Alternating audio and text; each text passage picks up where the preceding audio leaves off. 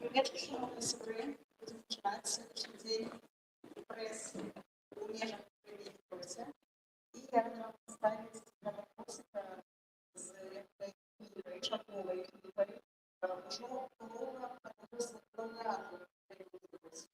Книга является финалисткой, а сам зритель является все-таки финалисткой списка Кривій. Дякую. І передаю слово. Скажите, ці треба мне брать микрофон? Тут нормально все. Добре, що Добрый человек. Супер. По идее, я повинен вельми радоваться. Все ж таки моя работа трапила в шорт-лист самой головной литературной премии. Але разом з тим у меня такий светлый сум на душе. Потому что я разумею, что с этой книгой скончыўся вельмі вялікі этап у маім жыцці, кажучы так высокопарно. Час, які больш ніколі не паўторыцца. Гэты шлях пачаўся напрыканцы 97-го года, калі я пачаў працаваць у праграме Сергея Дубаўца «Вострая брама», якая выходзіла на радыё «Свабода». Пасля у гэтай праграме «Вострая брама» у мяне з'явілася свая рубрика «Забыты адрес». Па гэтай рубрыцы пасля нарадзілася, дзякуючы гэтай рубрыцы, з гэтай рубрыкі нарадзілася кніга «Клініка кітайскага дантыста». З перадачы «Вострая брама» нарадзілася моя першая кніжка «Чорны пісталет». Пасля ў маім жыцці здарылася «Падарожжа свабоды», з якой вылупіўся мой верабейка. І я не чакаў, што ён так высока ўзляціць да гідройцевскіх вышыняў. І вось третья кніга «Падарожжа». Я цудоўна разумею, што больш нічога такога ў маім жыцці ніколі не здарыцца. Гэта быў самы цікавы, напэўна, час у маім жыцці. Калі ты едзеш, я жыў в беларускай вёсцы, я абсалютны іншапланетнік, я касманаўт. Я савецкі гарадскі хлопчык, які вырас у Расіі, 6 гадоў пражыў у Казахстане, быў вызвалены ад беларускай мовы, даволі в дзяцінстве быў разам з бацькамі, мяне прывезлі ў Беларусь.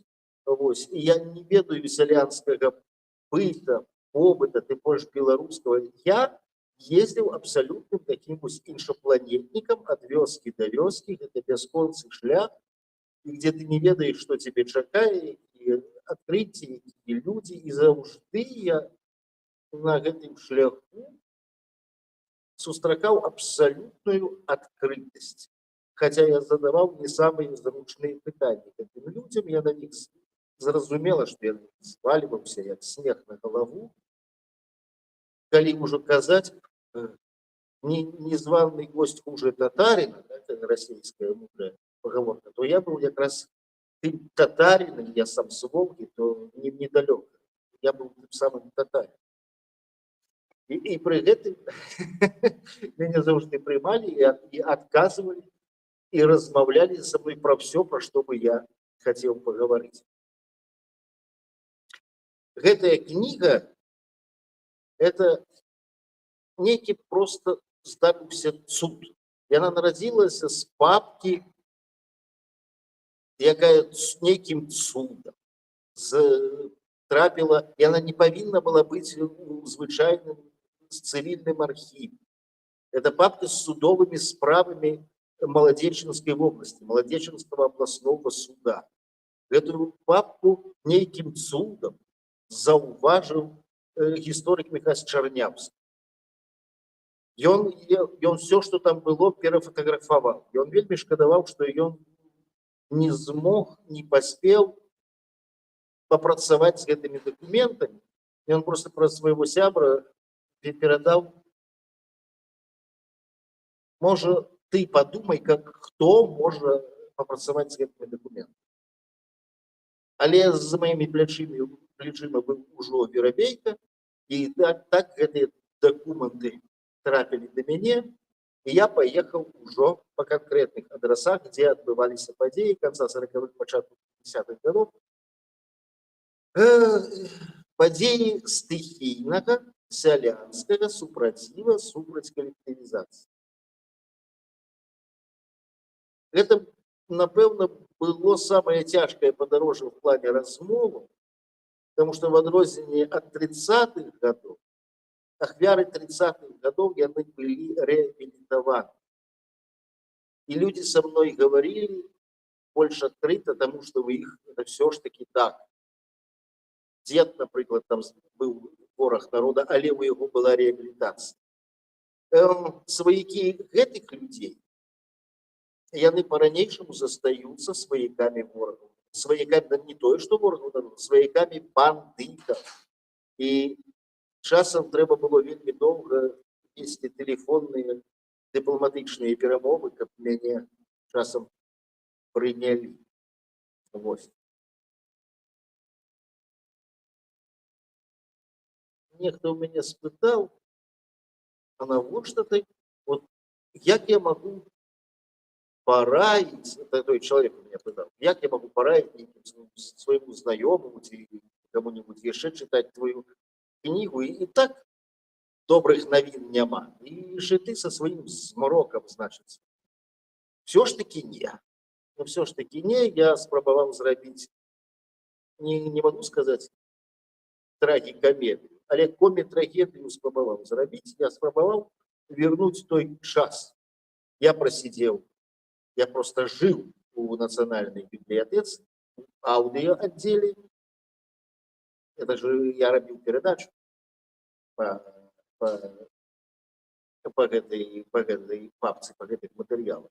Я наполнил эфир гуками эстрады сталинских часов. Меня уже прымалі як зароднага у отделе периодики. Я прошерстил всю районную прессу сталинских часов, выловливаючи самые такие веселые, смачные цитаты. Карацей, я спробовал такую вот зрабіць машину часу, каб людей, которые слухают мою передачу, опынулись у гэтым часе. Праца над книгой шла нелегко. Мне потрапился самый строгий редактор, напэўна, у Республицы Беларусь Сергей Кубовец. И он меня примусил переписывать. Я эту книгу переписывал 4 раза.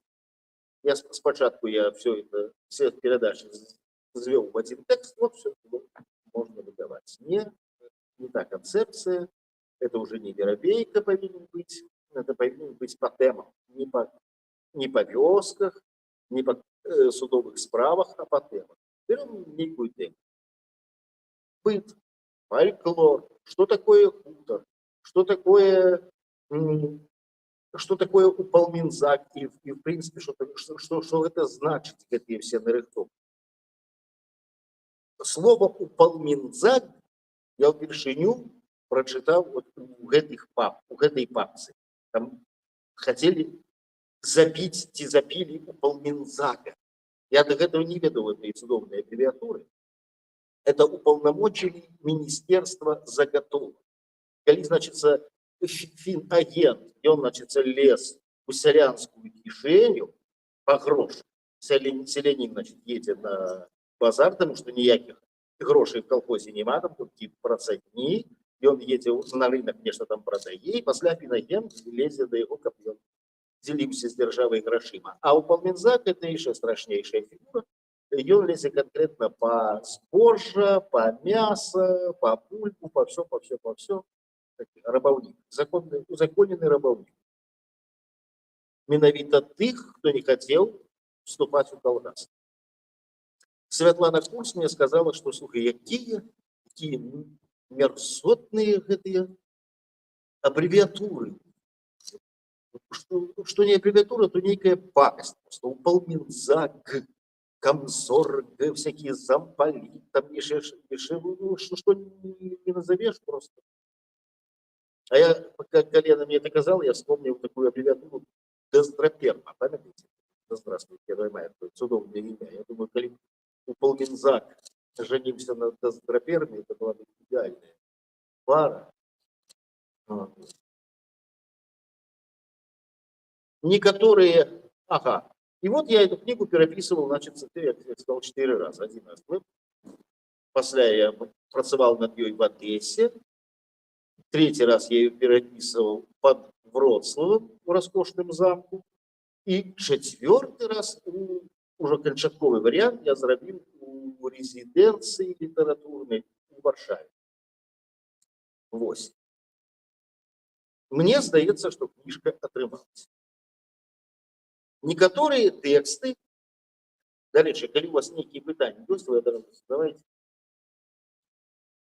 Некоторые тексты были жесткой железной рукой моего редактора выкинутые, але мне так шкада текстов. Я просто вот поклялся, что я буду их просто читать на встрече с читачами. Все ж таки правда повинна быть донесена народу. Ну. Я хочу с вами поделиться парами текстов, какие не увайшли.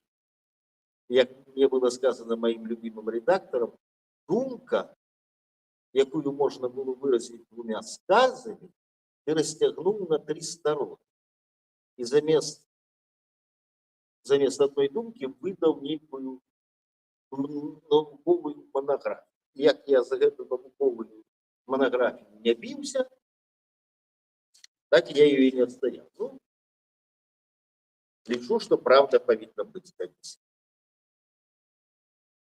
Перед публикой требуем знать. Скажите, так? Бачите. Я шукаў вёску Халоднічы. Вёску Халоднічы Свірскага району Маладзечынскай вобласці. Інтэрнэту тым вечарам я быў пазбаўлены, пратэрмінаваў аплату. Таму пошукі мае, як у недалёкім 20 стагоддзі, абмяжоўваліся энцыклапедыяй гарады і вёскі Беларусі ды падшымкай раённай газеты «Сталінскі шлях». Что такое Халоднічы, мне подказал краязнаўца Олег Мизула з мястэчка Жодзіш.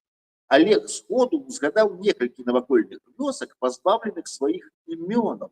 А колькі ж іх было насамрэч? Напэўна, сотні. Давайте зазірнем яшчэ раз у гэту энцыклапедыю, толькі цяпер будзем шукаць тыя назвы, которые ў дужках. Гэта значыць сапраўдныя, спрадвечныя. Перайменаванні ў Беларусі пачаліся адразу пасля бальшавіцкага перавароту ад 1917 года.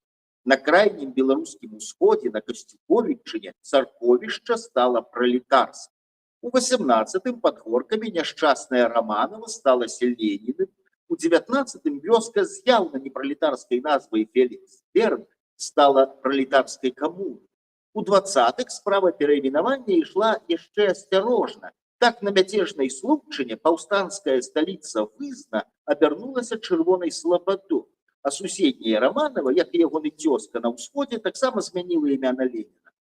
Мапа БССР у 20-е папаўнялася кастрычнікамі, чырвонымі сцягамі, першамайскамі. Так пад Лельчыцамі першамайскам стала Засунне, што так напружыла бальшавіцкае вуха ў гэтай спрадвечнай беларускай назве. Таксама цяжкую страту беларуская тапаніміка панесла на Гомельшчыне. У 25-м годзе мястэчка з таямнічым імем Ваўкавыцкі Крупец стала сялом Урыцкім. Але ў 30-х разам з калектывізацыяй справа перайменавання пакацілася як на мазаных колах. Тады ў 30-х з'явіліся неверагодныя пагучанні: Пуцяводная звязда, Надежда, Октябрь. Тады ж праявілася цікавая тэндэнцыя ў перайменаванні. Не зусім мілагучныя для расейскага вуха назвы мяняліся на імёны правадыроў і дзеячоў культуры. Няўжо НКВД не ўбачыў у гэтым руку ворагаў народа, якія атабарыліся ў топанімічных камісіях? Так у Веткаўскім раёне акапаўся нейкі аматар паэта Николая Някрасова. У 38-м годзе вёска Хлусы стала называцца Някрасова, а вёска Гразючка у тым жа раёне стала Някрасова.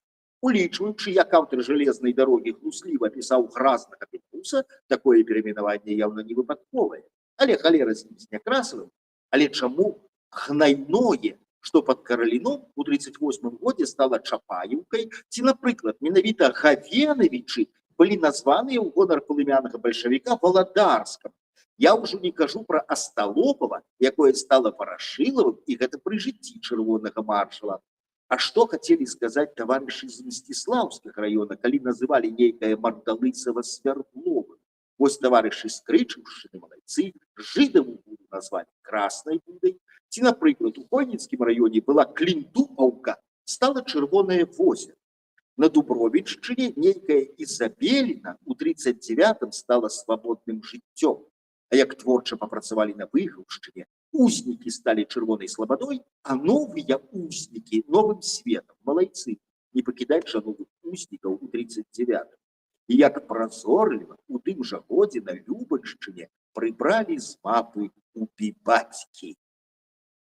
Пасля вайны творчы запал савецкіх тапанімістаў абрынуўся на ўсю краіну.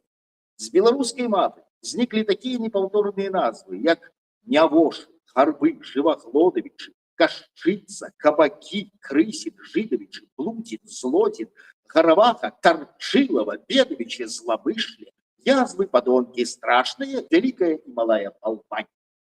Па геаграфіі перайменавання бачна, што па вайне асноўным фактарам быў не ідэалагічны, а чалавечы. Бо былі раёны, якія зусім не пацярпелі ад гэтай навалы, а былі як той жа Барысаўскі, ці Віцебскі, ці Рагачоўскі, дзе энергія, магчыма, аднаго служкі перакройвала спрадвечную мапу. І Храноўшчына стала Яснай Палянай, Сморкава победителем, Радзівілімонты Краснай звяздой, Бесава стала Свет, Магільнай, Мірным, Чартаўшчына сонечнай, просто нейкі экзарцыст працаваў. Вы не поверите, але Америка таки стала советской, заповедная мара крамлёўскіх правадыроў сбылася на Жлобіччыне, але чым замінала ім беларуская шопа, праз шопа, я не ведаю, але паднялася рука нават на Цыцкавіч. Гэтая клецкая вёска, якая, я ўпэўнены, ганарылася сваёй назвай, апетай, напэўна, ў шматлікіх мясцовых легендах, ператварылася ў чужароднае і банальнае рассветнае. Пад Берасцем перайменавалі толькі 3 вёскі, але якія? Іх назвы гучаць як пачатак нейкай прыпавесці. Жылі-былі Скорбічы, Цярпілачы і Дурычы. Але ад пільнага вока новых хрысціцеляў, і вядома, працягваліся ўвекавечванні імёнаў расійскай савецкай гісторыі. Генералісімусу Суворову праз 165 гадоў пасля смерці ужо не імператрыца, а савецкая ўлада пажалавала іменне на Краснапольшчыне. Вёска Свярбілаўка стала Сувораўкай. Чырвоны камандзір Чапаеў заваяваў княскую магілу на Любаччыне, яна стала Чапаеўкай, а камандар Будзёны знішчыў Святы Дух на Ашмяншчыне, цяпер гэта Будзён. А сяло Драчылава на Наваградчыне не мела аніякага дачынення да расейскага дзеяслова драчіць. Драчкай у Беларусі чэшуць лёд. Але чаму менавіта Драчылава стала Гагарыным, гэта пытанне да вузкіх спецыялістаў. А яшчэ ў 60-х гадах адбылася незаўважная ідэалагічная дыверсія. Вёскі Пляшкі, Пузавічы і Жыраспёры, Пляшкі, Пузавічы і Жыраспёры, яны сталі партызанскімі. Перайменаванні працягваліся да 84-го года, апошняга года перад перабудовай. За Брэжневым зніклі Цёмнае балота, Скнаравічы, пад Талачыном Бяздзелічы перайменавалі ў Раздольнае. Праўда, пад уплывам суседняй культуры тамтэйшы люд першую літару Б даўно замяніў на П, і як казаў тамтэйшы дзед, якой к чорту Раздольнае. Як былі Бяздзелічы, так Бяздзелічы.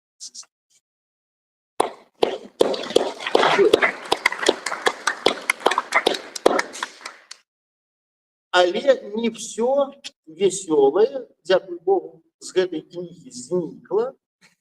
Там яшчэ шмат чаго весёлага засталося, і змрочнага, і весёлага я так спрабаваў перамяжоўваць. Можа, якія пытанні ёсць? Нема пытанняў. Калі пытанняў няма, я тады вас яшчэ адным тэкстам вас парадую. Мне таксама яго шкада. Там была выкинутая, не выкинутая, не будем, скорочен раздел, які мой редактор лічыў, што ён не впісваецца в канцэпцыю гэтай работы. Добра. Але мне вельмі падабаецца Мне вельмі падабаецца гэтая вся. Гэты дом у цэнтры Волгады, я памятаю яшчэ з вайсковай службы. Драўляны цёмны двухпавярховік каля белага гмаху абласной адміністрацыі.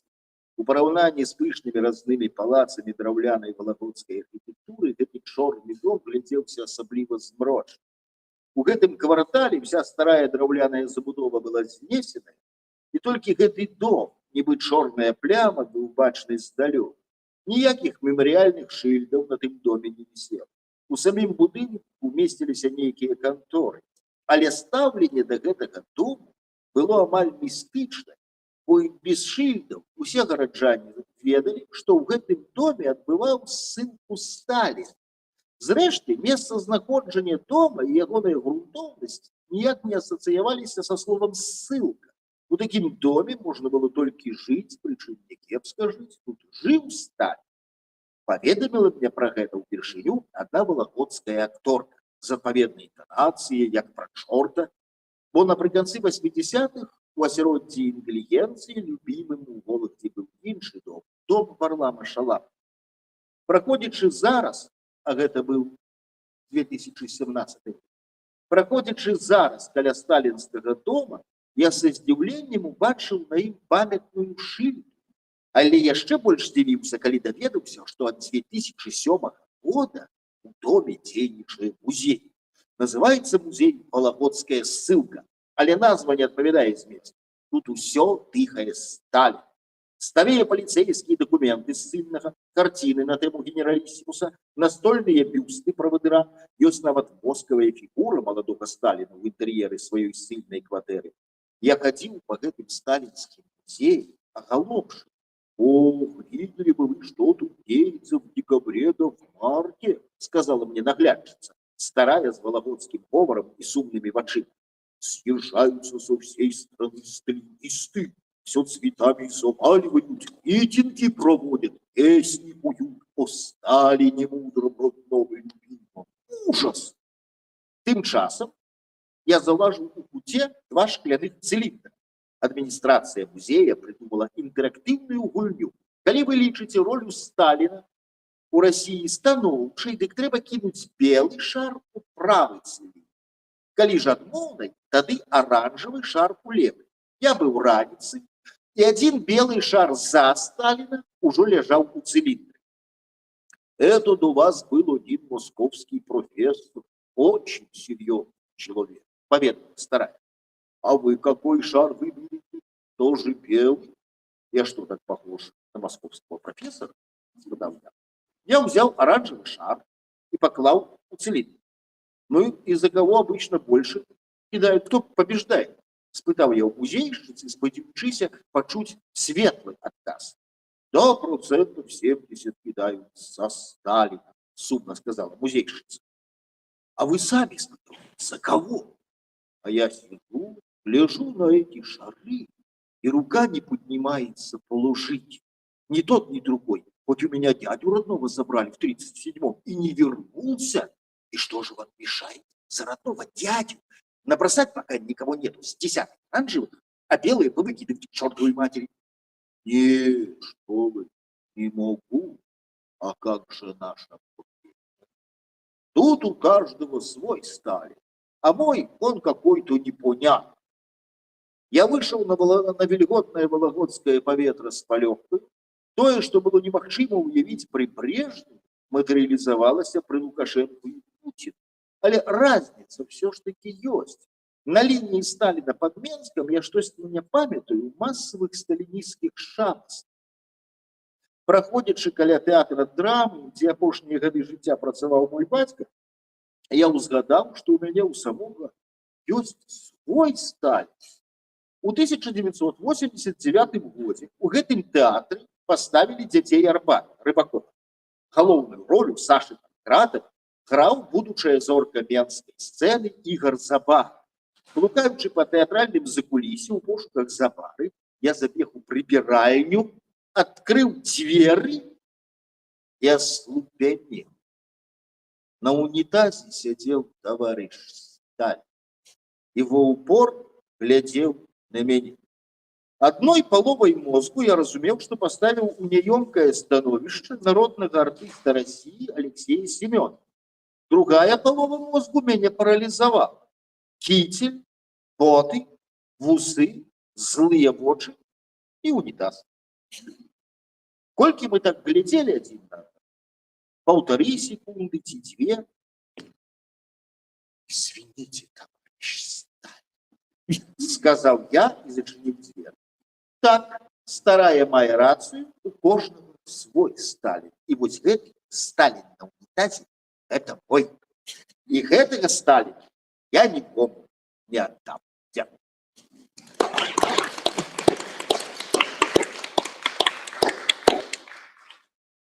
Так, мне показывают, что у нас 5 хвилин. Паколькі пытанняў няма, то ведаеце што? Таксама один караценькі тэкстик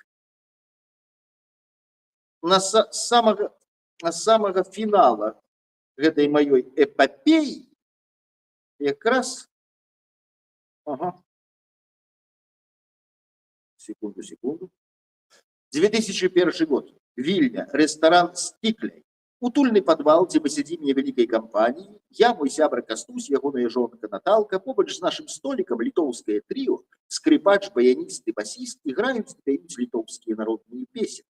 Мы з Кастусём ужо добра ўзнялі градус сваёй крыві і спыняцца не збіраемся. Раптам мой таварыш вырашыў паўдзельнічаць у музычнай імпрэзе. Зараз я вам перакладу, пра што яны спяваюць. Кульнуўшы чарку старкі, падміргнуў нам Кастусь. Ты што, ведаеш літоўскую? Крыху збянтэжана паглядзела на яго жонка. А то, усміхнуўся сябра. І пачаў удаваць, што перакладае на расейскую зробленым акцэнтам, даволі гладка трапляючы ў тэмп весёлай літоўскай песні. Как радостно сегодня в нашей хате! Музыка и танцы с утра до вечера. Всем гостям мы рады. Весело скворчит на плите наша сковородка. Милый, с усмешкой сказала жонка, ты можешь перекладать крыху тишей? Нас могут почуть литовцы. Вядома, дорогая, отказал сябра и почал догонять своим перекладом другий куплет. Посмотрите, кто к нам пришел. Это же русский. Какая у него винтовка. Какие у него сапоги, какая фуражка. Весело скворчит на плите наша сковородка. Любый уже больше нервово промовила жонка. Спал ты, белый, нас могут почуть литовцы. Але сябру было уже не спынить. И он гульнул чарку и поспел на третий куплет. Чьи это там валяются в углу сапоги, чья это лежит винтовка, некому на ней больше стрелять. Весело скворчит на плите наша сковородка. Наталку было не стремать. Заткнись, сволочь, нас услышат литовцы. И тут до нас повернулся с соседнего столика сивый худорлявый пан. Не волнуйтесь, литовцы вас услышат. Нам очень понравился перевод. Хоть это всего лишь песенка о празднике урожая в нашей деревне. А насчет русских вы можете сходить в наш музей геноцида. Это там, где было раньше КГБ. Что я там убачил, вот вы доведаетесь, коли прочитаете эту книжку. И я як бы особо у тых людей, якія ад особаў гэтых герояў, я подписываю, я написал верш, як бы ад іхнага імя, вот ім я і скончу сённяшнюю нашу сустрэчу. Нам лёс не прадугледжваў працяг, мы знікнуць мусілі у цемры незваротнай, але мы застаемся жыць, хаця імён на аркуш пажол. За свой отчай и свой лихий кураж мы заплатили мерой наивышейшей, хоть зря вспоминайте, иначе ничто не мае и не меў сэнсу. Дзякуй вам.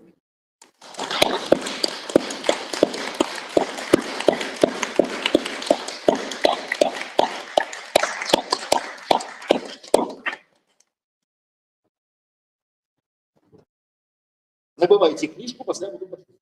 Набывайте книгу, возьмите подпишу, вы можете поспеть, а вы не поспеть на книгу.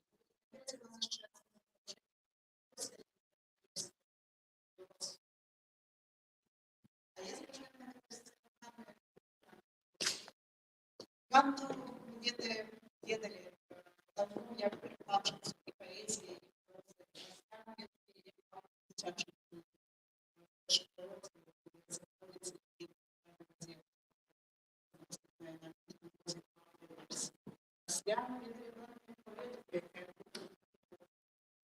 поэзии вариантов. Теперь вышла книга эссеистики «Час пустозелля», и Ганна, сподіваюсь, представить ее.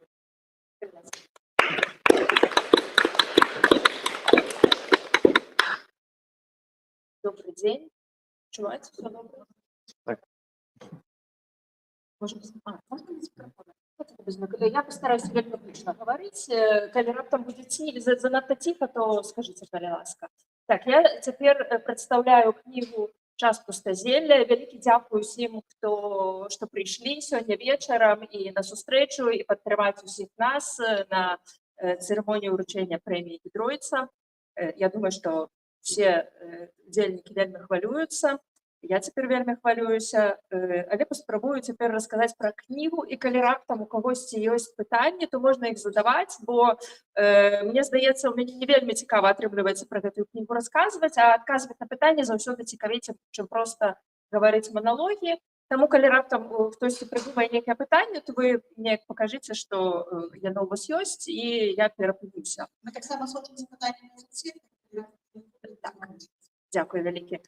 Увогуле, гэта кніга, якую я не планавала. У мяне увогуле былі зусім іншыя планы ў 21-м годзе, у 20-м у мяне былі зусім іншыя планы на жыццё, але ўсё пачалося з таго, што ў канцы лютага 2022 году пачалася вайна ва ўкраіне, Расія напала на Украіну, і я на той момант жыла ў Варшаве, і ў момант жыццё ў Варшаве вельмі моцна змянілася. Я думаю, што ў Гданьску гэта таксама было заўважна. На вуліцах стала бачна многа людзей, уцекачоў з Украіны, загучала вельмі шмат украінскай мовы, таксама рускай мовы. Беларуская мова на вуліцах Варшавы загучала раней, у 20-м годзе. І тады у мяне з'явілася такое адчуванне, што вакол адбываецца вось тая гісторыя, пра якую я ведала з падручнікаў. І тады я пачала проста запісваць абсалютна ўсё, бо мне здавалася, што гэта трэба фіксаваць. Жыццё мяняецца, штосьці адбываецца, штосьці страшнае, штосьці нечуванае. І я пачала рабіць тое, чаго я ніколі не рабіла, я пачала весці дзённік. Але гэта не быў дзённік, дзе я проста пра сябе расказвала. Я записывала увогуле ўсё. Часам я просто гэта рабіла на нататках на тэлефоне мабільным, часам на нейкіх паперках, абрыўках, талончыках, квітках і гэтак далей. Я записывала нейкія свае адчуванні. Я записывала размовы, якія чула ад людзей на розных мовах на вуліцы. Я опісвала нейкія сцэнкі, якія бачыла таксама на вуліцах. Я описывала просто некие картинки, нават кветкі, бо пачалася вясна неўзабаве, у Варшаве вельмі шмат кветак, гэтыя кветкі цвітуць розныя дрэвы, і кусты цвітуць адно за адным, і гэта таксама стварала нейкае адчуванне вар'яцкасці, бо ты глядзіш нейкія відэа ў інтэрнэце, і там выбухі, жахлівыя рэчы, а тут ты ідзеш па спакойным, вельмі прыгожым горадзе, поўным кветак. І я записывала гэта ўсё. Таксама тады, як я думаю, многія і беларусы, я удзельнічала ў валанцёрскай дапамозе, бо я добра ведаю польскую мову, як большасць з нас разумею украінскую, зразумела, што я разумею і гавару па-руску таксама. І я валанцёрыла як перакладчыца, і мне таксама даводзілася вельмі шмат гісторый ад людзей слухаць, я гэтыя гісторыі таксама записывала ўсе. І ў нейкі момант у мяне збіралася шмат гэтых нататак. Потым у нейкі момант я паехала ў Беларусь і все свае эмоцыі ад гэтай паездкі таксама апісала. І трэцяя частка гэтай кнігі, гэта калі ўжо я вярнулася ўлетку, і ўлетку ўжо такой вялікай патрэбы ў перакладчыках не было, бо прынамсі ў Польшчы даволі хутка улады зарэагавалі, ўжо былі ўкамплектаваныя в асноўным гуманітарныя цэнтры перакладчыкамі, якія там ужо працавалі на стала. Але мне пачало прыходзіць на замову шмат тэкстаў на пераклад, в асноўным з англійскай мовы. гэтыя тэксты былі прысвечаныя беларускім палізняволеным, а таксама падзеям ва ўкраіне. Я гэтыя тэксты перакладала на беларускую мову, і зноў жа гэты кантраст паміж тым, што адбываецца в Украіне, што адбываецца в Беларусі, і вось гэтым вельмі прыгожым, спакойным і мірным жыццём у Варшаве, гэта таксама было штосьці, што вельмі шмат у мяне рэфлексіі выклікала, я гэта таксама ўсё апісвала ў сваіх дзённіках. І ў нейкі момант я ўжо так пачала глядзець гэтыя нататкі, іх было вельмі шмат. У выніку ў кнігу трапіла толькі невялікая частка, у мяне іх нашмат больш. Я пачала заўважаць, што ў гэтай кнізе, у гэтых маіх нататках прасочваюцца нейкія сюжэты. Па-першы, сюжэт гэта, безумоўна, жыццё, якое адбывалася вакол мяне, вось гэтыя і валанцёрскія моманты, і вось гэтыя развагі на палях перакладаў, якія я рабіла. Але таксама, апроч гэтага, я, увогуле, на той момант я жыла у варшаўскім раёне, які называецца Махотов, і мае вокны, кватэры, у якой я жыла, выходзілі на падворак колішняй турмы на Ракавецкай. Гэта вельмі страшная турма, таму што там у савецкія часы трымалі палітычных зняволеных, і іх там у тым ліку расстрэльвалі.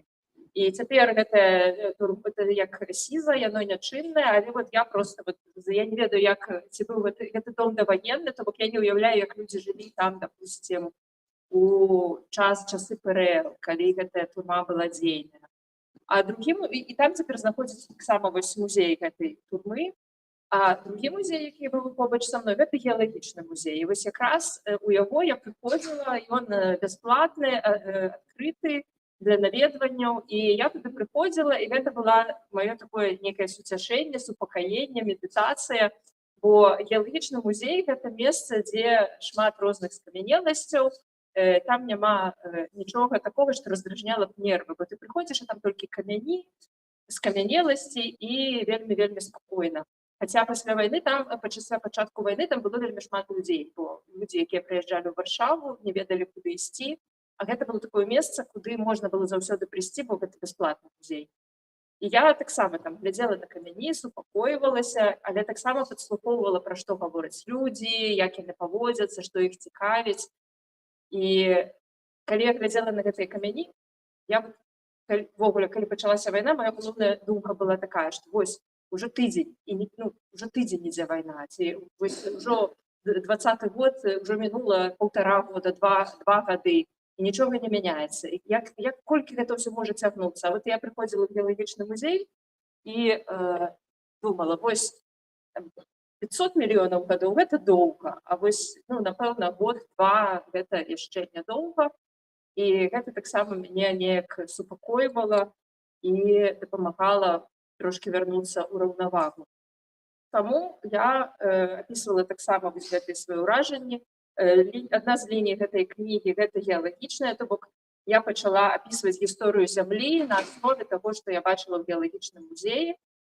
І яшчэ адна з ліній — гэта была лінія, звязаная з маім суседам. Бо я жыла ў старым даваенным доме тады, і побач са мной нехта жыў, але я не ведала, хто гэта. Гэтага чалавека я ніколі не бачыла. Але я ўвесь час чула, што ў яго нешта адбываецца, што ён кашляе, што ён глядзіць тэлебачанне, што ён часта пераключае каналы, і там то котка ягоная выходзіла з дзвярэй, яшчэ нешта. І я пры сабе яго назвала Кут. Гэта такі дух, хатні дух у беларускай міфалогіі. Ён, нельга сказаць, што ён зласлівы, ці што ён добры, ён па-рознаму поводзіцца. Часам дапамагае камусьці, часам камусьці ушкадлівіць. І вось калі в нейкія першыя месяцы вайны, я так мяркую, гэты мой сусед пачаў вывешваць у нас на дзвярах пад'езда такую насцен газету з нейкімі прароцтвамі, з нейкімі калажамі, вельмі незвычайнымі. І я іх фотаграфавала, і таксама я думала, каму прысвечана гэта.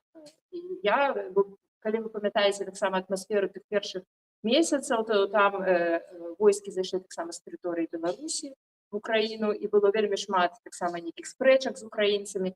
Я адчувала таксама нейкую такое у меня было адчуванне, можа гэта для мяне спецыяльна вешае, што вот ён ведае, што побач жыве беларуска, менавіта беларуска, і што вот ён штосьці мне хоча гэтым сказаць, хаця я думаю, што насамрэч гэта не так. І вось нейкія мае узаемаадносіны з гэтым дзіўным суседам, якога я не бачыла, гэта таксама адна з ліній гэтай кнігі. Можа, у когось уже ёсць пытанні? Так, калі ласка. У меня есть питание, в який момент з'явилося відчування, що книгу треба скончити. Ось як так відбулося, що ось тут нотатки закінчуються. Так, дзякуй вялікі. Ну, увогуле, па сюжэце ў гэтай кнізе ўсё заканчваецца, як я так сабе гэта ўяўляю, дзесьці так у верасні, то бок фактычна паўгода яна ахоплівае, але насамрэч я яе трошкі дапісвала пазней, я яе дапісвала, бо я з'ехала з гэтай кватэры у пачатку уже 23-го года. То бок насамрэч я прыкладна год яе пісала. І вот калі ўжо я з'ехала з Варшавы, то я подумала, што это уже такая добрая нагода, што ясна, што жыццё працягваецца, нейкая гісторыя працягваецца, але гэта добрая нагода менавіта паставіць кропку ў гэтай кнізе. Таму фактычна, да, пераезд з гэтага адрасу, з гэтай кватэры, ён зрабіўся такім канцом гэтага аповеду. Я читала книгу, ваши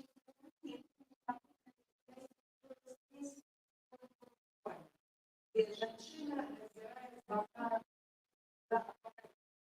Вы знаете, Я не чытала менавіта гэты роман Дорис Лейсінг, я іншыя кнігі чытала, але вось канкрэтна гэты не чытала. Таму не магу сказаць, але магу сказаць дакладна, якой кнігай я натхнялася. У нейкім сэнсе я думаю, што я магу сказаць, што я натхнялася Ольгай Такарчук. І яе кніга «Бекуні», яна таксама напісана ў такім трошачкі урыўкавым, нейкія асобныя гісторыі ў урыўках, і яны часам звязаныя паміж сабой, часам не звязаныя. Таму фармальна я хутчэй магу дакладна прызнаць, што Ольга Такарчук адзін з маіх узораў у гэтай кнізе. Але дзякуй вялікі, я цяпер буду ведаць і абавязкова зірну гэтую кнігу, як Дорис Лейсінг побачила свой апокаліпсис у нейкі свой іншы час.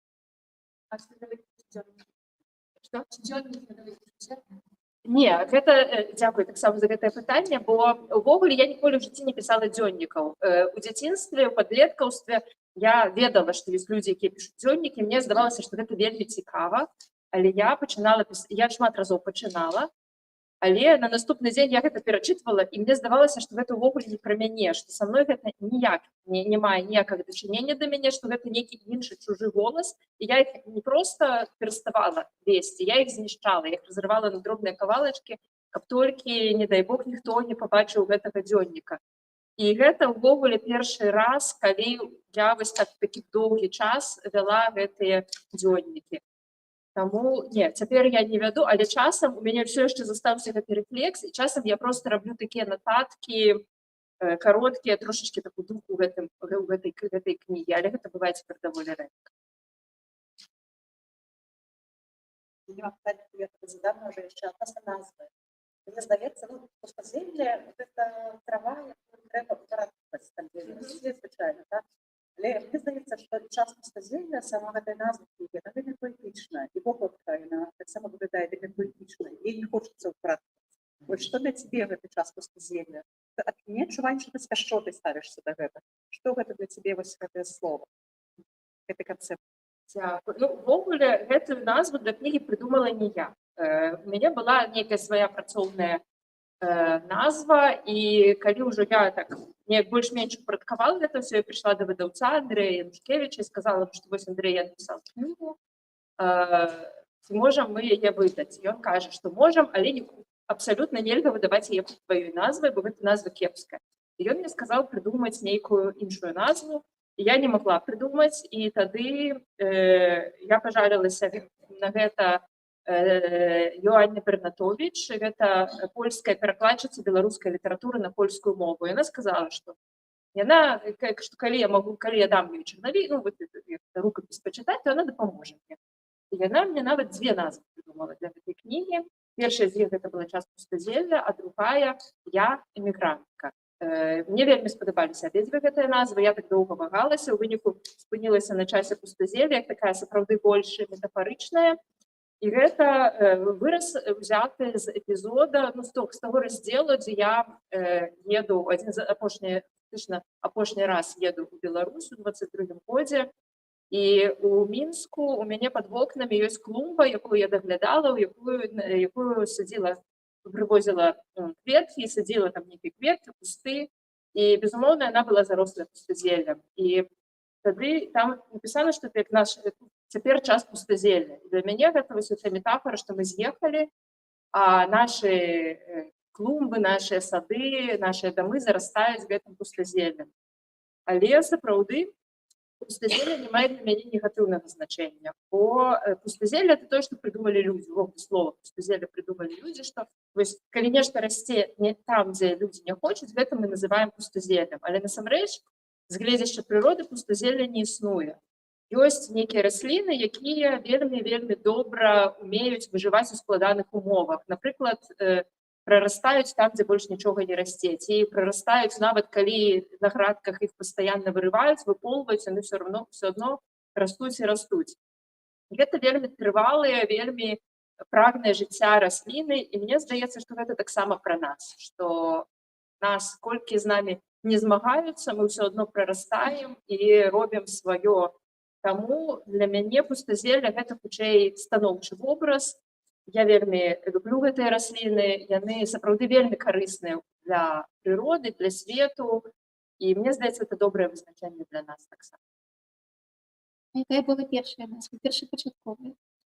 Я, насамрэч, паколькі тут у нас цяпер ідзе запіс, я не буду яе агучваць, бо я не лічу, каб яна захавалася ў гісторыі, але пасля сустрэчы я магу цішком, калі мы ўжо выключым запіс, я тады магу цішком гэта расказаць. Бо таксама скажу па сакрэце, выдавец часам цяпер хоча мяне патроліць, ён кажа: «Ганна, як там гэтая кніга мусіла спачатку называцца?» Ён забыў гэту назву, я не хочу нагадваць.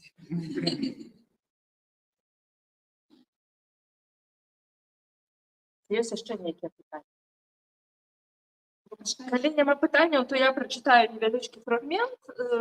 Я тут вагалася, ну, калі потым, у мяне тут ёсць адзін вельмі любімы фрагмент, які я звычайна чытаю на прэзентацыях, але я яго пакіну на потым, калі раптам пытанняў зусім не будзе, а цяпер прачытаю фрагмент пра Гданьск, бо тут ёсць адзін невялічкі фрагмент пра Гданьск, і мне вельмі прыемна быць тут цяпер у Гданьску, і вось раскажу, што ў мяне тады напісалася. Гэта, напэўна, адзін з самых такіх абстрактных, не прывязаных да нейкіх падзей, такі фрагмент звязаны з развагамі. Я ў Гданьску прыехала на выходныя. Цяпер субота, пахмурная раніца. Я еду ў Аліўскі парк. Для ўваходу купляю каву, холадна. Я разлічвала, што будзе цяплей, і адзелася не па-надвор'ю. Не люблю каву, але п'ю яе ўсё часцей, так атрымліваецца. Сёння забываю взять до кавы палочку и куплю зверху одно молоко. Думаю, чым бы перамяшаць? Хіба што травінкай. У дзяцінстве я любіла грызці травінкі, зрываць сцябліны і абкусваць іх знізу. На языку саладкаваты і зялёны. Але потым бацькі сказалі, што гэтага не варта рабіць у месцах, дзе ходзіць шмат сабак. Сядаю на лаўку, п'ю каву, ем хот-дог, куплены там жа. Нават не столькі ем, колькі кармлю сасіскай шэраг варон, птушак з разумнымі вачыма. Магчыма, побач з намі існуе іх нікім не заўважаная і нікому не зразумелая цывілізацыя. Птушкі з'явіліся ў свеце нашмат раней за нас. У іх было больш часу на развіццё. Але птушыны мозг менш за чалавечы. Не ведаю, ці можа гэта быць перашкодай. Мне цяжка ўявіць цывілізацыю, якая падрознівалася ад нашай, развівалася паводле іншых прынцыпаў. Не рукі, а крылы, не ногі, а лапы. Цывілізацыю птушак ці іншых людзей з блакітнай крывёй, істот, у крыві якіх атамы кіслароду звязвае і пераносіць не жалеза, а медзь.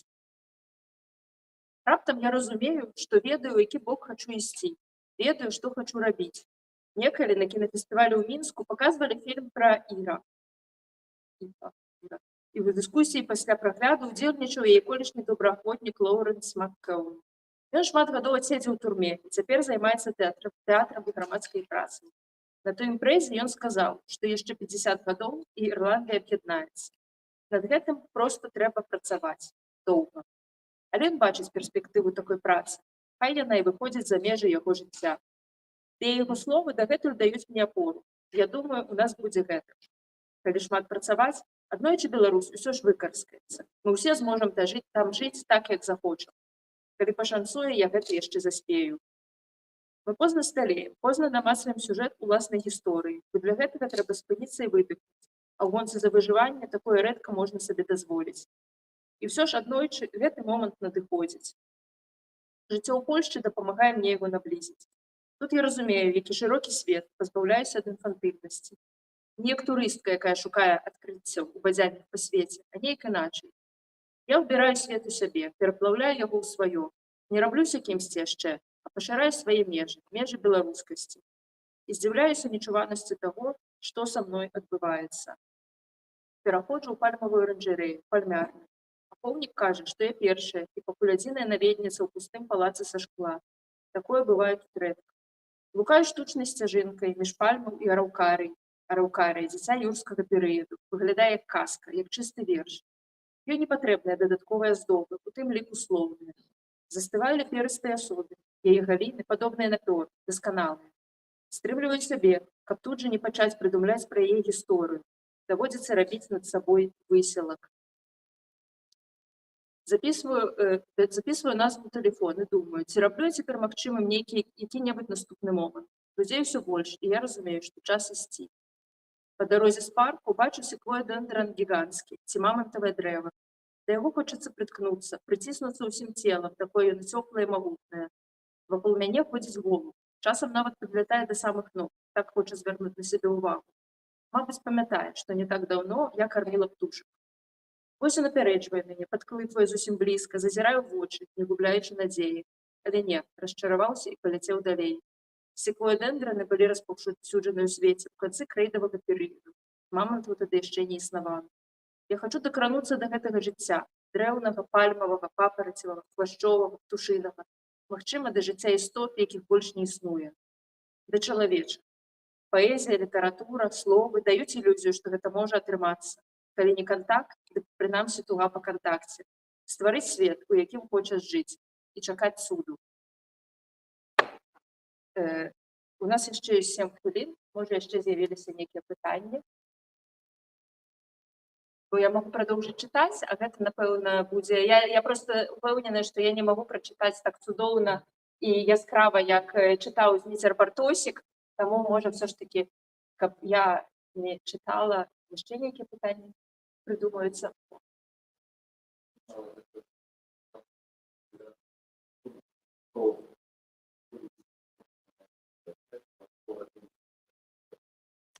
Дзякуй вялікі. Я думаю, што так, бо у нейкім сэнсе адна з крыніц гэтага тэксту гэта тое, што ў 21 годзе я наведвала школу экапаэтыкі пры інстытуце рэпартажа ў Варшаве і фактычна якраз атрымлівала вельмі шмат ведаў менавіта пра экапрозу, пра нейкія сучасныя кірункі, але гэта былі не толькі літаратуразнаўчыя лекцыі, напрыклад, але лекцыі таксама і з біёлагамі, і з геолагамі, і са спецыялістамі самых розных, і з філосафамі.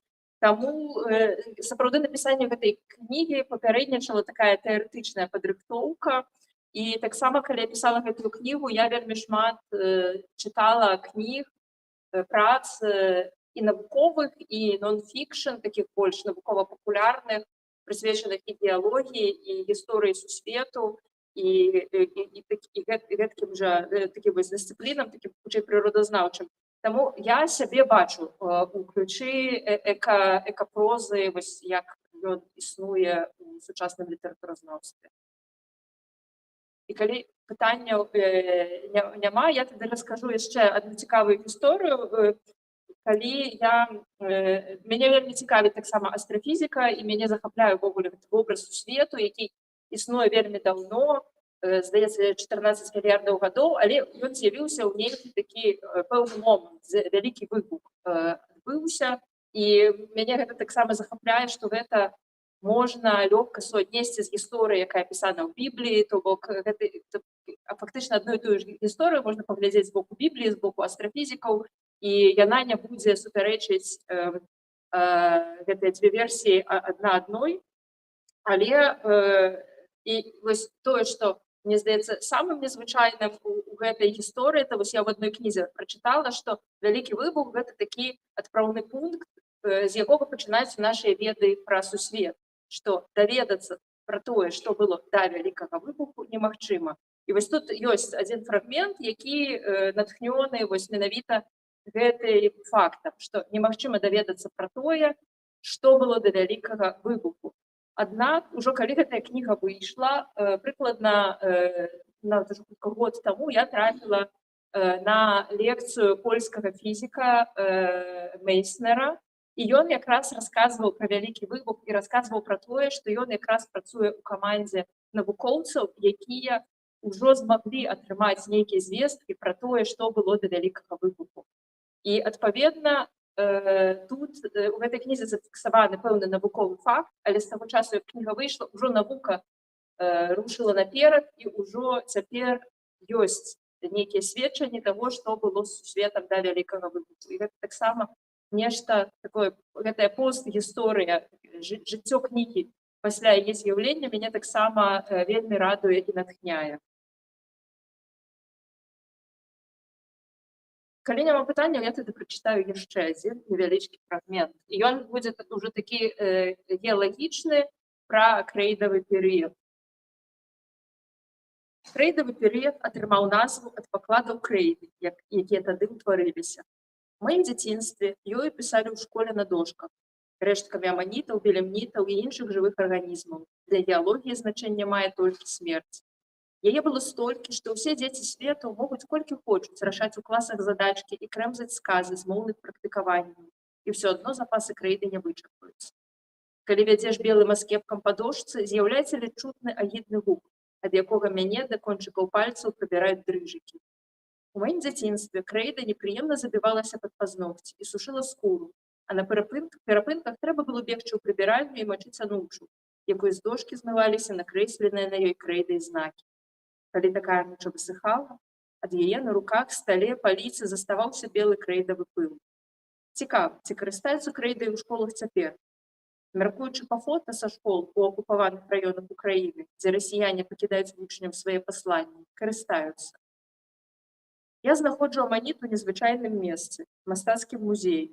Сярод штодзённых рэчаў у ролі пап'е-маше, шпег, які пракраўся з аддзела палеанталогіі, яшчэ адзін прыклад узаемапранікнення геалогіі, чалавечай культуры, чалавечага побыту. Музей – гэта пра тых, каго ўжо няма. Я думаю пра рукі, якія малявалі гэтыя карціны і ткалі гэтыя габелены. Тэхнікі я не ведаю, але магу уявіць рухі рук. Майстры памерлі, плён іх працы дагэтуль з намі, прысутныя ў нашым жыцці. Мы трымаемся за яго і не хочам адпускаць. Можна было б сказаць, што музей, як і могілкі, гэта месца сустрэчы мёртвага і жывога. Але, мабыць, усё ж не, жывога і жывога. Бо калі мы паміраем, жыццё не знікае, а проста застаецца па-за намі, настолькі, насколькі яно будзе патрэбнае гэтаму свету. У крэйдзе выміраюць дыназаўры, перажываюць свой росквіт і амаль цалкам знікаюць аманіты, з'яўляюцца першыя пакрытанасенныя. Людзі дамовіліся, што крэйда, а разам з ёй і мезазой, скончыліся ў момант, калі на паўвостраў Юкатан упаў чакшылупскі метэарыт, знішчыўшы паводле адной з версій усіх жывёл цяжэйшых за 25 кілаграм. Дыназаўры ў іх ліку. Вядома, што гэта адбылося ўвесну, найбольш імаверна у красавіку, у адным нечувана далёкім красавіку. Але для мяне, што 30 гадоў, што 130 мільёнаў, усё адно, вельмі доўга. Часам, ходзячы ад стэнда да стэнда, я адчуваю, як маё сэрца пачынае крывяніць. Унутры нешта булькае, быццам захлынаецца. Ад гэтага робіцца балюча, перацінае дыханне. Але потым гэта праходзіць. Мінулае вельмі падобнае на будучыню, гаворыць К. Дзякуй за ўвагу.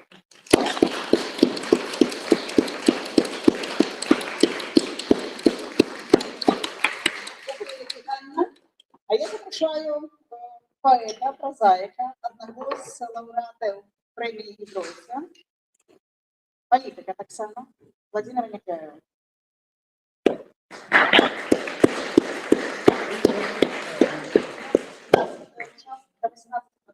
Як скажеш, я заткнусь. Ні, я думаю, ви присутствуєте. Вітаю всіх. Еще не пришел?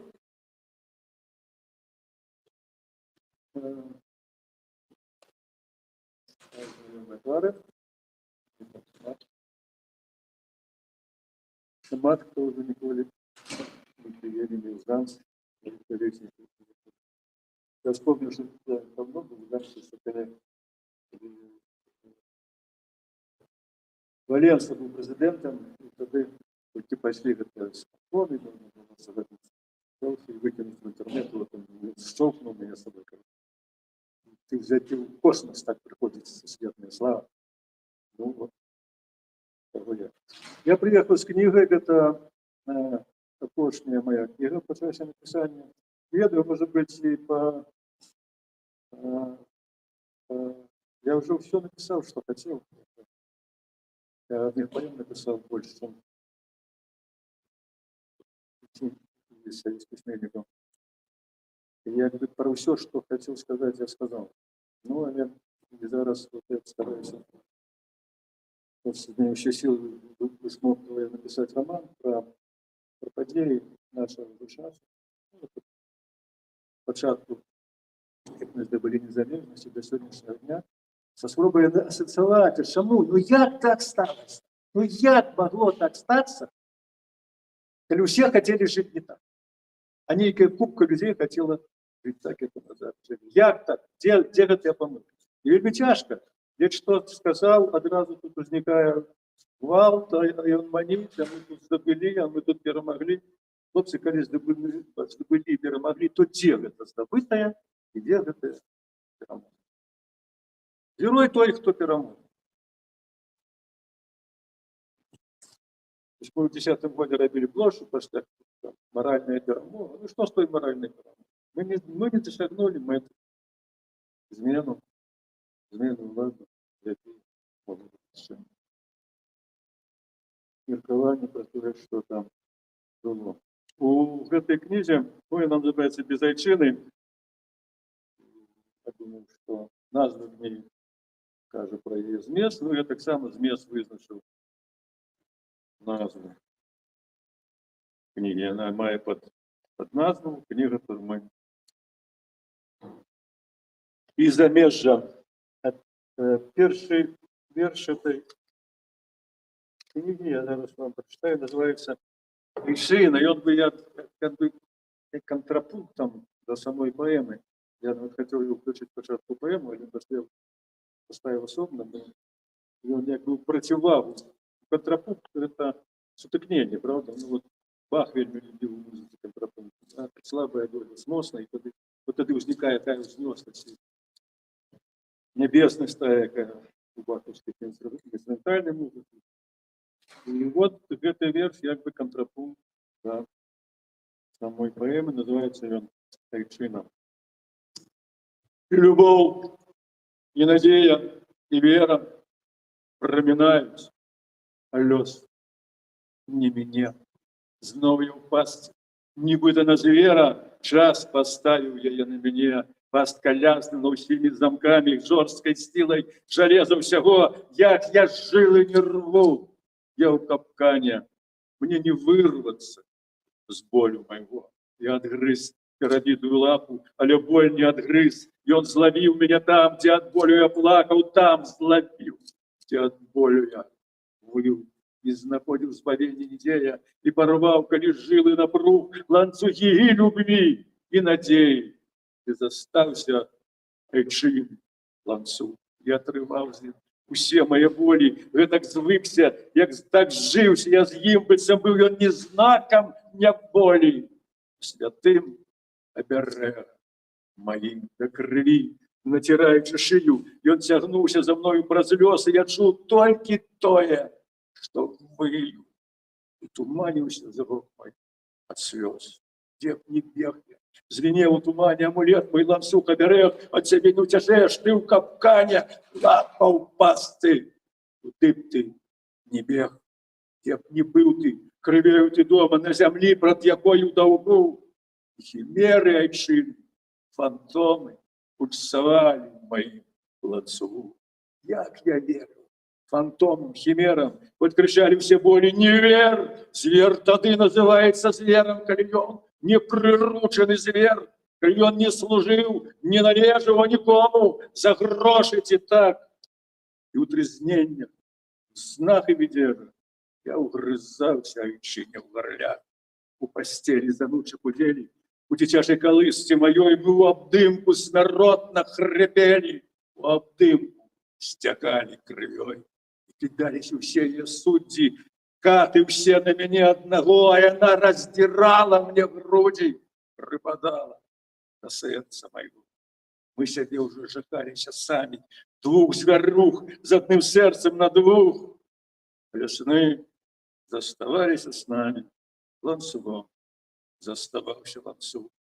И наважены им на вспомины, на колыски, могилы, руины, на фантомы, химеры любви. Ланцюговый собака, причины. Я лизал ей руки.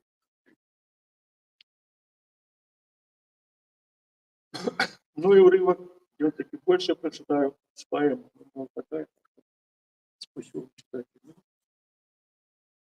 Так, некий мужик у чернику на меня кашлял уже дорогу. Можно в прошлый раз вы не бачите, так что...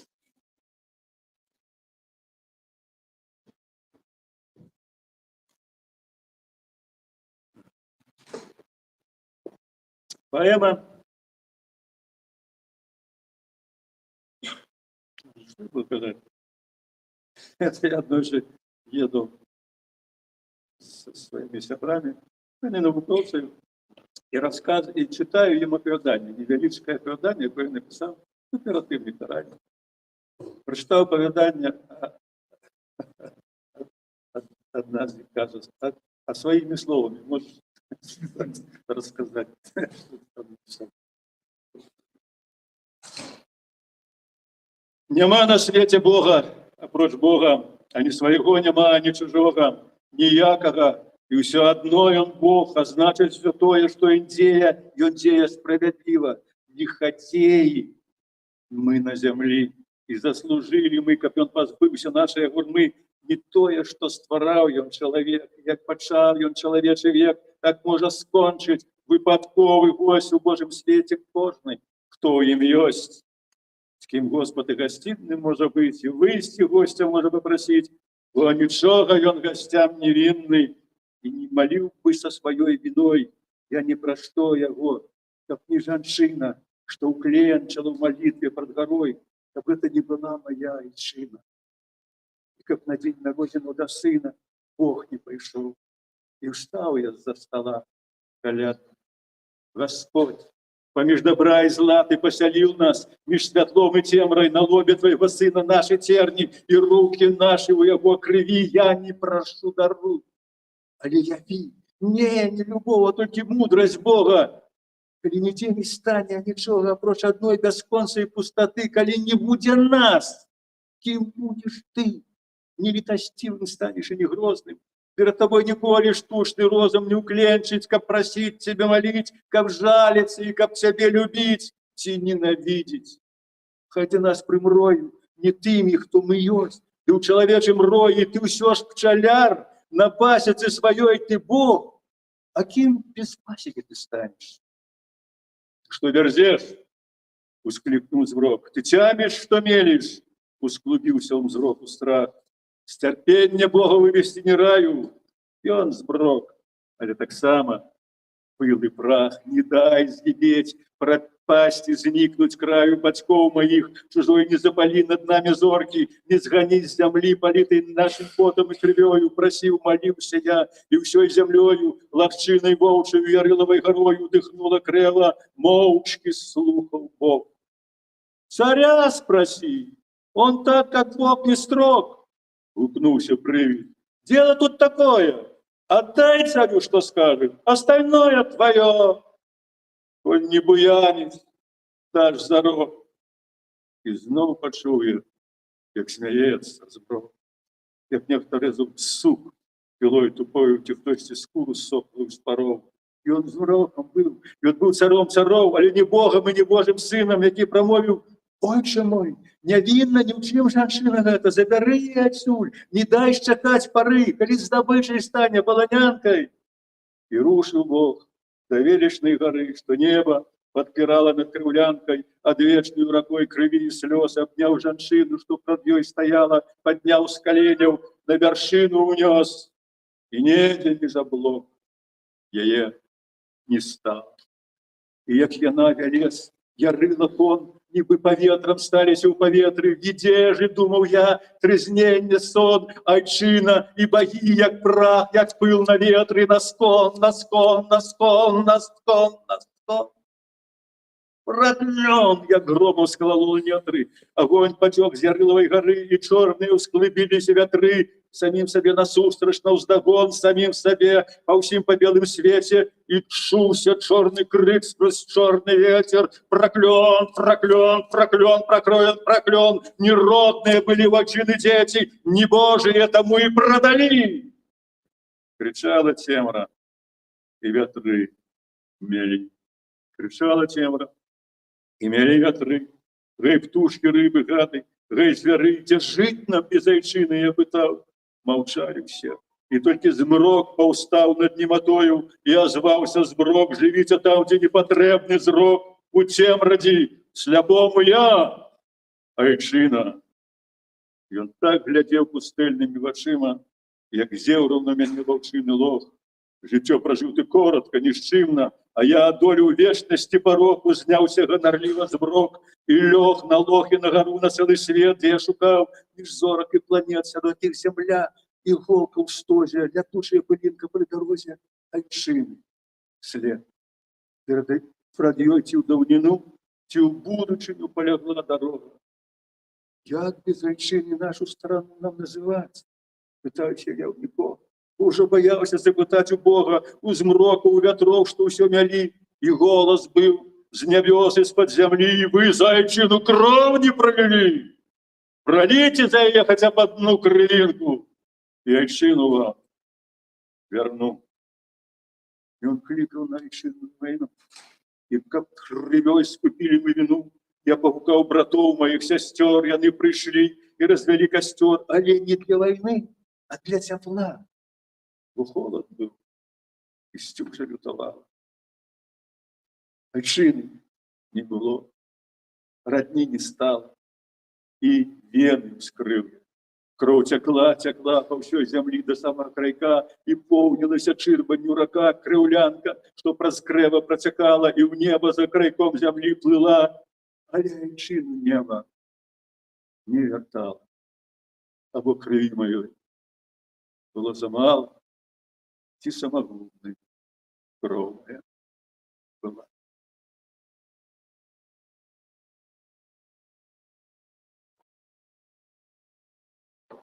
Ці самогубной кроў моя была, або крыві маёй было замало, рака жыцця мялела, остывала, між вечных берагоў добра і зла, і я, хоть пульсавала, кроў жила, ужо не адчуваў цепла живого, а толькі боль парэзу ножавога і страх сыходу. И моего чола кранулся нехта: прийде допомога, ты потрывай. И я трывал, як мог. Кто-то был, айчына, мать, Бог. И калі Бог дык абяцанні Бога ці спраўдзіліся, ужо ці не, яшчэ неведома. Рака яшчэ цячэ. Яшчэ цячэ рака, ваўчыны лог. Жыццё і смерць стаяць на раздарожжы. Наўрад ці нас звядзе за свету Бог, але саміх себе мы звесці можам, ці звесці Бога, што страшней яшчэ. Але пакуль ён тут, святлой цемру тчэй нашы лёсы. У ягоны след каля луна, дзе ясней, дзе ў парозе калыска, у якой сабраў ён свет, растрэсен, як сена пры дарозе. Поклаў ён свет под белым абрусом каляднага стола, святочный дом за образом поплатки, зёлак вехать, за окнами морозный рыб саней, цямнее день, а зорка ўсё ясней, и ўсё видней, куды ісці і ехаць, калі спакусы нам не засця зрок, ці праз гардэчу не мутнее розум, и мы идем не на святло, на змрок. як хрумстка пахне снегом і морозом, Бог народзіўся, звон над храмам гуд, і крэўным словом славіць крэўскі люд яго з'яўлення і чакае цуду, бо там, дзе Бог, там мусіць быць і цуд. І я молюсь, Боже, калі тут маёй не стане мов, з ёю люду, няхай не я ў тым вінаватым буду, няхай за гвалт у роднай старане смяротны грэх паляжа не на мне, хоць ён і цісне сэрца мне з-пад спуду, і я віны пазбыцца не магу прад маці, прад айчыною ў даўгу сплаціць, які ніхто, апроч мяне не можа. І ўжо атрамант сцёк з майго пера, і калі скажаш ты, што мне пора, гукну гару, пагрукаю ў падножжа, прымі мяне, Ярылава гара, і супакой мяне ты ў краю. Боже.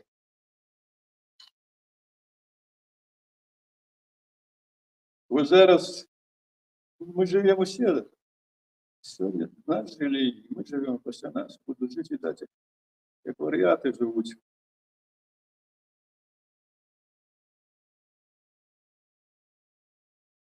Єдине, що є коштовне життя, і ми в цьому житті, бо ж нас нічого немає. А ми з цього обходимося, як з ніякої непотребщини. Зараз перед світом погроза просто штучного інтелекту, що робиться, хто підписує, до речі, тут шмат про це написано.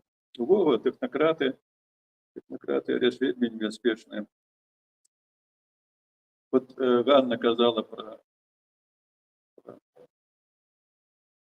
вибух, те саме. Я тепер кажу, ніякого вибуху. Було так, що нічого до вибуху не могло бути, до вибуху не було, розумієш, Ганна, так що это фантазия Эйнштейна, до речі, эта теория великого вибуху возникла. А Эйнштейн что про себе почитайте, у него вельми цікаві мемуари. Він, наприклад, пише, вот усе меня называют там, гением, я придумал теорию односности, ну и так далее. А я, по правде вам сказать, не ведаю, чему электричная лямпочка. Тот не победил. До речі, я скончив технікум Суєзі, і так само не ведаю, чому вона зарить. І во всіх питався, вкладчиків, чому воно все-таки горить? Мені там електрон, пихає електрони, то горить, чому горить?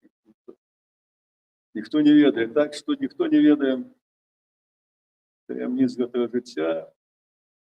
Чому я займаюся літературою? Література, як релігія, це тільки два способи ніяк розібратися в нас самих, хто ми за чоловіки, хто ми ось. І для чого ми посіяли? Богом, якого так само. Нема, може бути, і єсть. Війна, от війна. Зараз іде війна, якої нема. Уривок.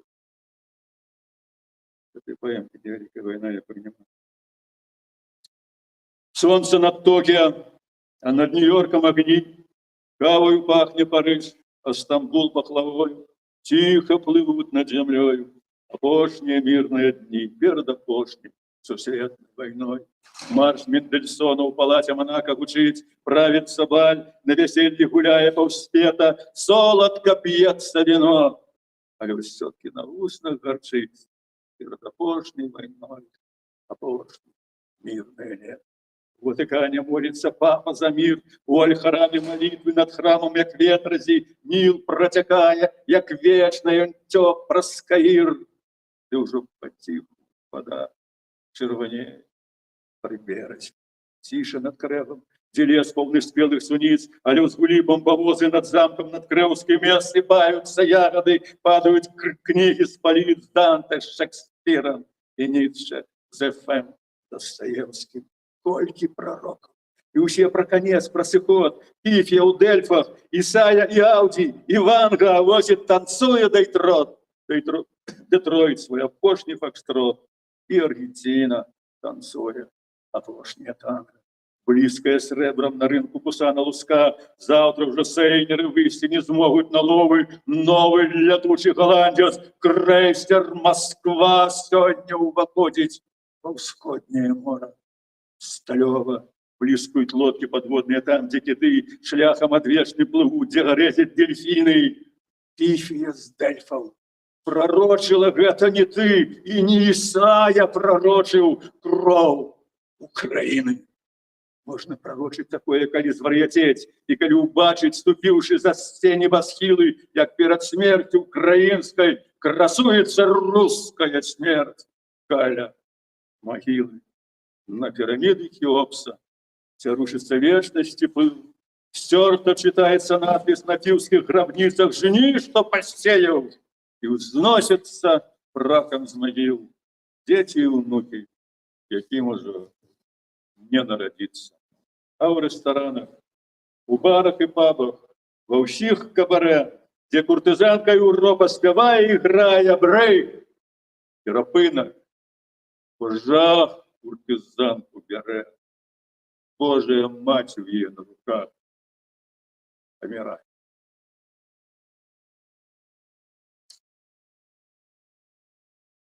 Это книга написали, как бы, у меня была такая книжка, называлась «Листы до воли». Я написал ее во внутренней тюрьме комитета успехи. И вот что я там завазил, что я написал поэму. Я спочатку був жах. Як это так? Я в турмі, нічого, допити там, катування. А після я пішов відчувати, як вона потиху мене почала приручати. Турма.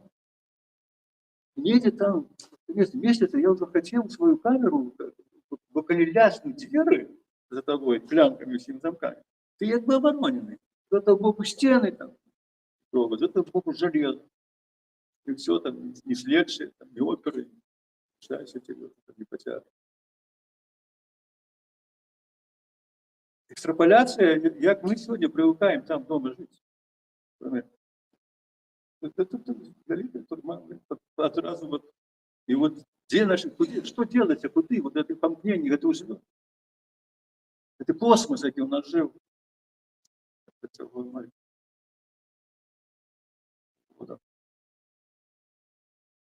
Теперь, коли ты не со мной, не на пляжі ми, ні побач, з турмою я засинаю повночі, прочинаюся з турмою, з турми в турму пиши листи, коханая моя святая, и что не прочитала ты, турма в нашей со мной читая, збираю все до одного мои маленькие таємниці, и то я снить со мной, чего тебе ніколи не приснится. Я целовался с ею в сне, и на моих обдымках спала, ты закохаешься у меня. Турма мне горячо шептала, и не было такого сна, какой нары волчиной тобой не снилась она, и не была моей женщиной. В пошуках утех ночных я на меня во всех эпохах тягала тайно по своих скляпеннях, сутареннях, лёхах, и все, что бачили яны, и все, что чули сирот ночи, турма в моем плетала сны, якими застила мне очи, и голосом твоим турма, душу мне змучивши до болю, шептала, что пишу дарма, листы из неволи в неволю, по всем подманкой, подменкой она сташала в сон, учей, и падала твоя сукенка с ее оголенных плечей. Как мне тобой до ранку снится, я на перстенах золотые завушницы здымала, як здымаешь ты, и кожный жест, и кожный жест, як твой один, и кожный рух, и такие, як плавные, легкие лебедины, летучий взмах твоей руки. У скуры шопой твоей я набрала, были на ёй твои погорочки и лунки, и я подманывался змеей, отказывал ей на поцелунки. И она, як вытискала дух, петлей обвивала тело, и не одна, с тобой удвух моей коханкой быть хотела. И блытал я, не разбирал, я твои голубые губы, и чуешь и твой голос любый. А до солоды помирал, и в этой прорве солоды нигде не доставал до дна, и прагнучи еще свободы, стал забывать, на что Яна. Что там с часом? Где начальница? Вон начальница. О, вітаю.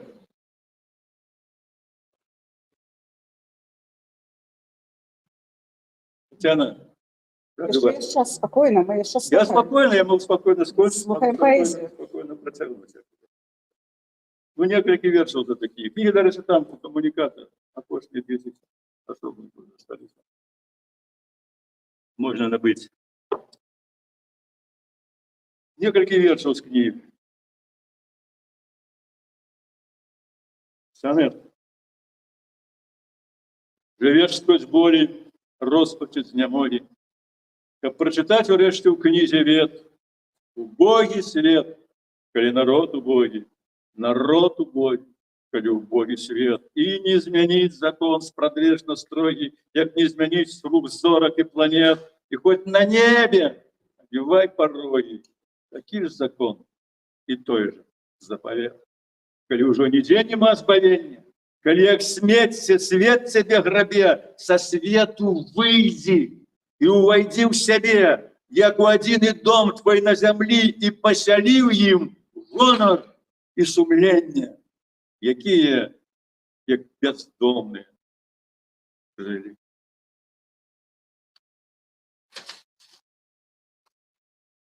На лязе.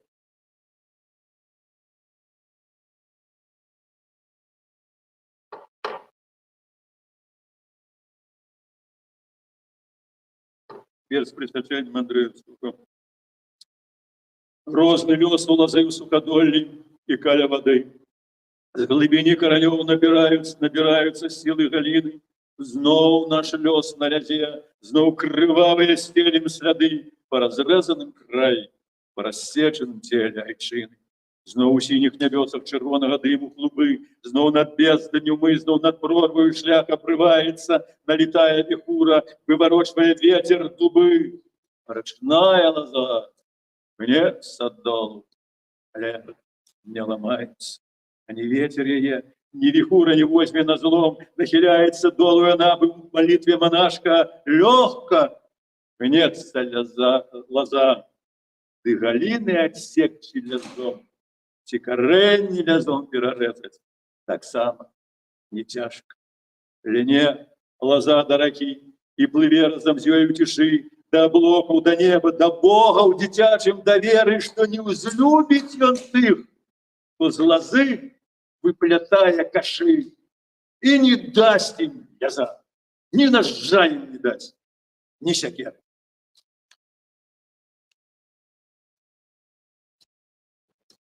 На теле нашем до хребта прокусы, у жилах кропли стомленной крови, а божнее на свете белорусы помрут с молитвой. Беларусь, живи! Але молитва мертвых не уратуе, не верня их с нябытого народ. У те, кто молитву чує тую, и повсюду, не белорусский.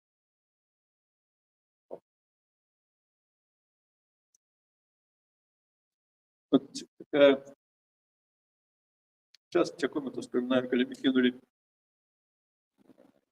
шконку, как будто на турме, там, в той же турме, вот, все вот расстрелянные поэты были в той турме, и там стояли, стріляли. И вот я лежав, думав, ну добре там меня, ну что могу зробити там? По-лучше могу зробити и морально, и физично там.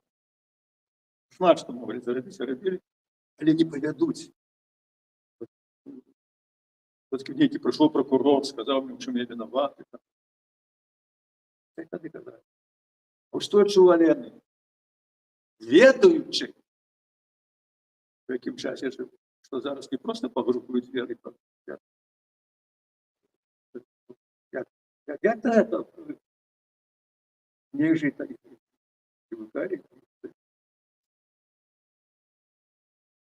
а уже по шкле, что раптом почернело, ночный павук, на кожный рыб напруживается тело, на кожных рук, і замірає камеру зранцвенні на ўскрыкнем мы. Тут некалі стралялі в сутарэдні таких, як мы. Верш прысвечаны Бяляцкаму. Як яно так можа быць? Лапінскі урад. Рымселі, калі слухаць і слухаць, як выюць за кратамі вецер са снегам, як у форцы звініць і звініць зледзянелае шкло, можна ўспомніць вараку з хадарамі і мішанерам шмат чаго, што мінула. Нібы не было, можна ўспомніць Афіны і Рым, і падумаць пра рымлянак, пра Гітэр, не хавае за кратамі рымскіх Гітэр. Але ўспомніўся мне, воў, у лесе зімовым пад Рымселем, як унюхаўшы пах чалавечы, шчэрыўся свер. Не таму, што голодны, я бачу па бруху наезд. Ён да логвішча ішоў, і не быў яго патрэбу яму, але пах, які вычуў ён, быў не звярынага свету. Воў, чую турму. Можна ўспомніць, калі зазвініць капяжамі адліга, і за кратамі цень невяснова на ране зіптах, як ашчэрваўся свет на Хрыста, і на марце на Лютэра Кінга, на любога і кожнага, хто чалавечыны. Пах. Можна ўспомніць. У ваўчыных вачах не пра тое. Скрозь пропахла зямля потам, спермом, мочою, крывёю ад Афінаў Рыма і да Калымы. І ніхто і нішто в гэтым свеце не пахне турмою. Толькі мы. Так, давайте что-нибудь не такое страшное. Ну вот лиричный. Аліва. Ён моўчкі крочыў берагам марскім.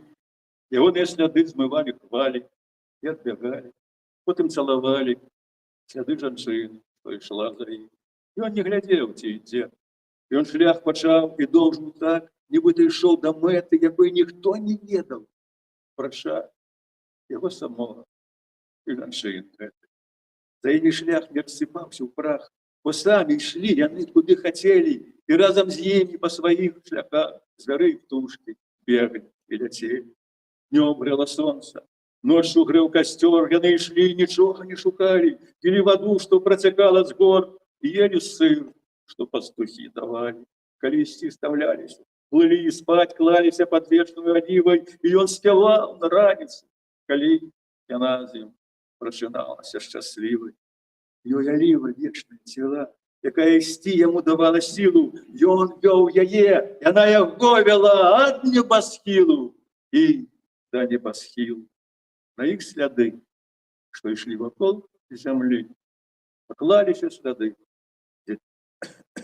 дачкі і сына. Бог ведае, куды яны ішлі.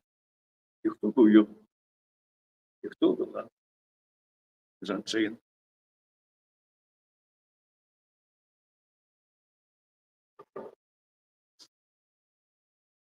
Каб даў мне жыццё, Бог наново пачаць, спытаў бы, навошта Бог? Я ўсё прачытаў, што хацеў прачытаць, і ўсё напісаў, што змог. Упоперак тундры і ўздоўж караку змятаў я плашчом, дзе не ішоў аднолькавы пыл і аднолькавы тлум далёкіх і блізкіх шляхоў. Ад краю да краю, а рэшта за край, паўсюды, дзе сеюся лёс, адразу за ім пасяваўся адчай і рос ад зямлі да нябёс. Але і адчай той, і тлум той, і пыл, і прывід да свету ўсяго я гэтак любіў, як хапала мне сіл, крыві і дыхання майго. І так, як адчайна любіў, як кахаў, я выдыхнуў неба душу, удзячную Богу за тое, што даў. І большага не папрашу. Неколи тут вот у Гданьску, у Гдані поставлений спектакль, який називався «Двоє в своем доме». Это спектакль был про... Сюжетом спектакля был «Хатний Арыш», под таким полгода провел.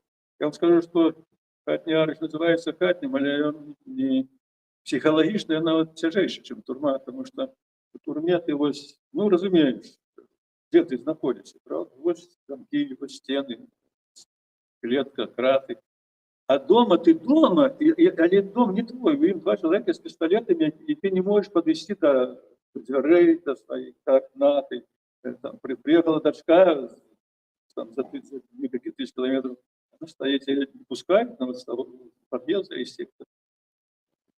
Такое адчуванне, калі ў твоім доме не ты гаспадар, вот як зараз, вот наши там і там, вот там гаспадары веды. І вот тады і там былі урыўкі в этом спектакле з паэмай, якую напісаў таксама у Польшы, у першай эміграцыі, кстати, в этом годзе. Паэма называлася «Полонез». Вот куда я ее и скончу. Там два сюжеты. Один сюжет, ну, лиричный. Кохание белорусского поэта и польской акторки. Гонорливой. Ну,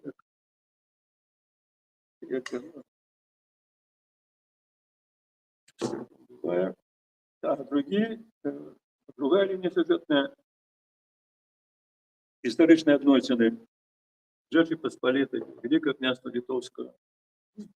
Весь этот комок нервов, жил сплетенный в истории, який зараз вот де не закрані, кожному болить. Вот зараз у Литве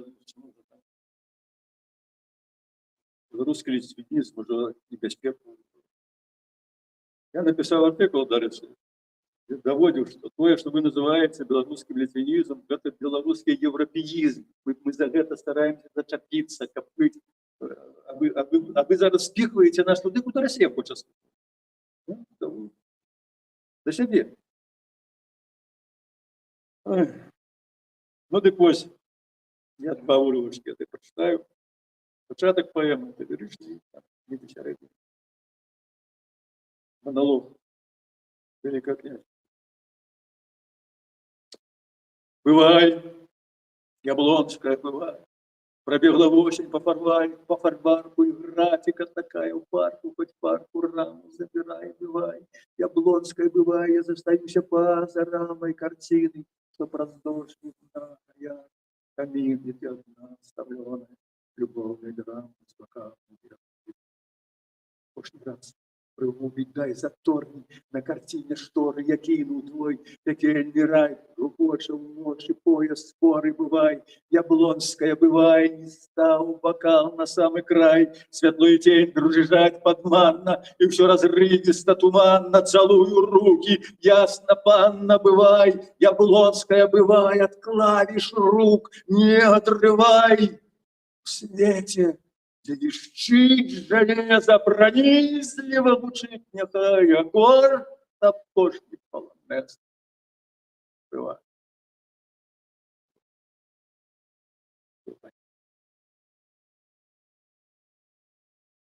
И еще один урыв, про, ну, про личность.